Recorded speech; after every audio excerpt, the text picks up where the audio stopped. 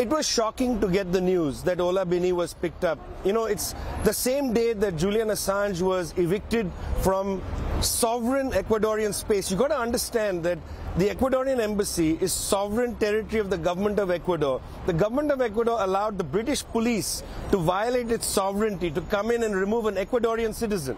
I don't know if it's very clear to people that Julian Assange is a citizen of Ecuador. So an Ecuadorian citizen was essentially delivered from Ecuadorian territory to British police without any kind of warrant or anything like that.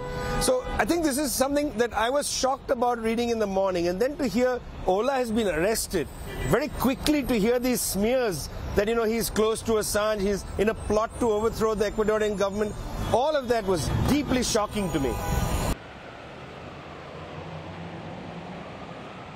You know, the thing is, Ola Bini is in his mid-30s. He has been writing code since the age of 8. That's about 28 years he's been writing code.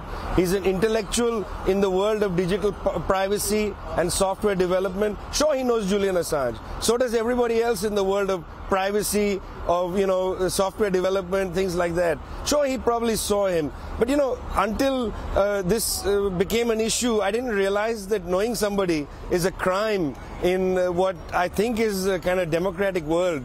So, yeah, you know, the government of Ecuador says he met him 12 times. They're making it sound sinister. I don't know how many times he met Julian. They know better. They have a log of who comes to see him and who doesn't come to see him. So I don't know how many times he's met him. That's what they claim.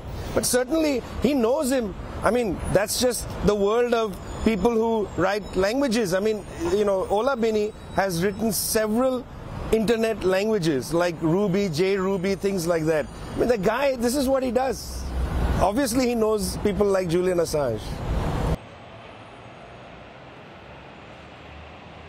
It's very interesting. On the morning of April 11th, before he went to the airport, Ola sent out a tweet because the interior minister in Ecuador had made an allegation publicly that the government of Ecuador was being threatened by 2 Russian hackers and an associate of Julian Assange, something to do with WikiLeaks. And he sent out a tweet in the morning before he went to the airport saying that there is going to be a witch hunt. And little did he know that that witch hunt included him, and that he was caught in that process. Very swiftly after they detained him, they took his phone away. So he has been relatively incommunicado. Yesterday he didn't see his lawyer at all. That's April 11th.